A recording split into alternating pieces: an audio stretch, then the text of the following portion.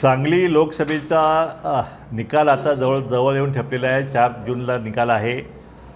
हे निकाल नक्की धक्कादायक निकाल जे आहेत ते सांगलीच्या सगळ्या राजकारणाला पाहायला मिळतील.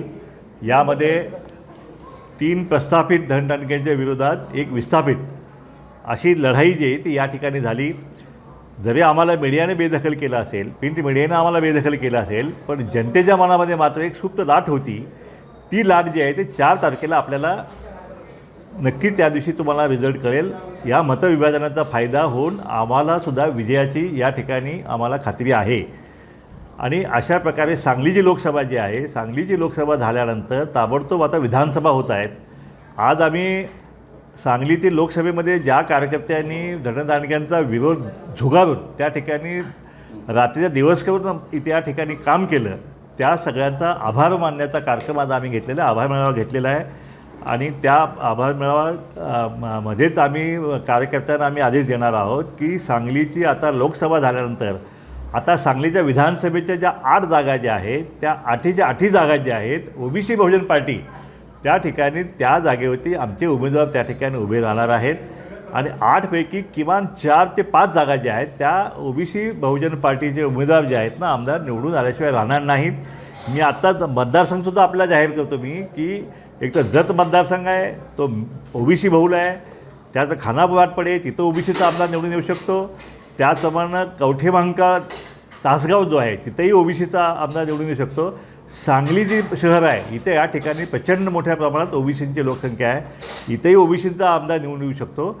आणि 5वा आमदार जो आहे तो मिरज विधानसभा जो आहे त्या ठिकाणी ओबीसीची संख्या जास्त असल्यामुळं ओबीसी ज्याला जरी मागासवर्गीय असला तर ओबीसी ठरवतील तोच आमदार त्या ठिकाणी निवडून येऊ शकतो. म्हणून अशा प्रकारे हे 5 आमदारावरती आमचं या ठिकाणी नक्कीच आमचं लक्ष असणार आहे. आणि हे 5 आमदार निवडून आले तर या राज्यातील सांगली जिल्हा जो आहे पुन्हा एकदा हा ओबीसीचा जिल्हा म्हणून या ठिकाणी गणला जाईल. आणि त्या ठिकाणी एक नवीन राजकीय क्रांती जी आहे ती या जिल्ह्यातून महाराष्ट्रात त्या ठिकाणी गेल्याशिवाय राहणार नाही. या ठिकाणी आता जरांगेंचं नवीन आंदोलन होत आहे. ओबीसी आरक्षणाचा जो विषय जो आहे तो पुन्हा एकदा आरेवर आलेला आहे. आता नव्यानं आंदोलन नवीन आता मागणी आता त्या ठिकाणी समोर येत आहे की त्या ठिकाणी आता मराठा समाजाकडून मागणी अशी समोर आलेली आहे की आता त्या जुन्या सगळ्या मागण्या आता त्यांचा नाही, फक्त त्यातलं सगळे सोयरेचा GR पाहिजे आणि कुणबी आणि मराठा एकच आहेत असा एक GR त्यांना पाहिजे. ते 6 तारखेचं अल्टिमेटम जे आहे ते आता सरकारला त्या ठिकाणी दिलेलं आहे. आम्ही देवेंद्र फडणवीस साहेबांना DCMला कालच आम्ही भेटलेलो आहोत.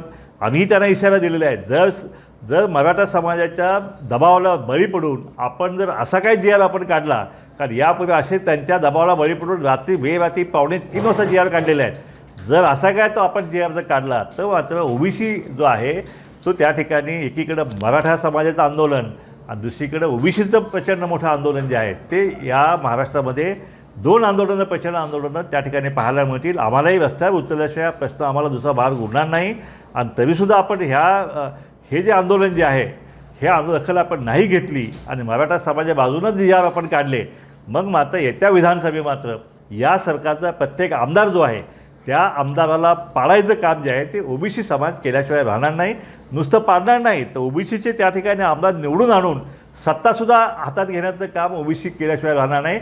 आणि ज्या सत्तेच्या माध्यमातून ओबीसी आरक्षणाचा सत्यानाश आपण केलात त्या सत्तेच्या माध्यमातून जे GR काढले आहेत ते सगळे GR रद्द करून पुन्हा ह्या ठिकाणी ओबीसीचं आरक्षण जे आहे ते आम्ही पुनर्स्थापित करण्याचा आमचा मनोदय आहे. आमचं म्हणणं एवढंच आहे की मराठा आरक्षणाला आमचा विरोध नाही. जे 10% आरक्षण तुम्ही दिलेलं आहे त्याला आमचा पाठिंबा आहे. जे काय 58 मोर्चे सकल मराठा समाजाने काढले त्यांची जी भूमिका होती की आम्हाला कुठल्याही ओबीसी समाजाचा आरक्षण धक्का लावू द्यायचा नाही, आम्हाला 50%च्या वरती वेगळा प्रभाव करून आम्हाला आरक्षण पाहिजे. जे 16% आरक्षण त्यालाही आम्ही पाठिंबा दिला, या 10%ला आम्ही पाठिंबा दिला आहे. तर एकीकडे पण ते आता या ठिकाणी 10% ते मानायला तयार नाही. त्यांना कुठल्याही पैसे ओबीसीतच आरक्षण पाहिजे, पण ओबीसीतलं आरक्षणाला आमचा ठाम विरोध राहील. आणि अशा प्रकारे सरकार आता 10%चा एक कायदा केलेला आहे. तिकडे कुणब्यांचेही दाखले देणं सुरू आहे, तिकडे EWSचं पण सुरू आहे. आता हे किती आरक्षण ह्या एका समाजाला किती आरक्षण देणार आहे सरकार? आणि म्हणून याचा जाब जो आहे तो याचा जाब आम्हाला विचारावाच लागेल आहे. आणि कुठल्याही परिस्थितीत या सरकारनं आम्हाला शब्द दिलेला आहे की आम्ही ओबीसी आरक्षणाला आम्ही धक्का लागू देणार नाही. जरांगे उघडपणे सांगतायत 80% समाज जो आहे तो ओबीसीमध्ये त्यांनी घुसवलेला आहे. या सरकारकडून ह्याच्यामध्ये काहीच प्रतिक्रिया नाही आहे. एकीकडं गावागावामध्ये हा मराठा ओबीसी वाद प्रचंड मोठा विकोपाला गेलेला आहे. या ठिकाणी बहिष्काराची भाषा सुरू आहे. पण हे जर आत्ताच जर कंट्रोलमध्ये नाही केलं तर मग शेवटी या ठिकाणी महाराष्ट्रामध्ये फार मोठा एक संघर्ष जो आहे, जो जातीय सलोखा आत्तापर्यंत जो आम्ही टिकवलेला आहे, तो फार मोठा जातीय संघर्ष जो आहे तो या ठिकाणी झाल्याशिवाय राहणार नाही. म्हणजे आपल्या माध्यमातून सरकारला आमचा इशारा आहे की आपण हे सगळं ताबडतोब थांबवा. आमच्या आरक्षण तुम्ही प्रोटेक्ट करा, मराठा समाजाला वेगळं आरक्षण द्या, आमचं काही म्हणणं नाही. पण जर आपली जी इच्छा तीच असेल की आम्ही ओबीसीतच आरक्षण देणार, मग मात्र संघर्ष हा अटळ आहे. रस्त्यावरची लढाई आम्हालाही करावी लागणार आहे. 4 तारखेनंतर आम्ही सगळ्या ओबीसी नेत्यांची बैठक बोलवून या पुढील आंदोलनाची दिशा जी आहे ती आम्ही ठरवणार आहोत. भुजबळ साहेबांना आम्ही विनंती केली, तुमच्याच बंगल्यावर आम्ही बैठक घेणार म्हणून सांगितलं आणि त्याच ठिकाणी पुढील आंदोलनाचा निर्णय जो आहे तो आम्ही त्या दिवशी करू.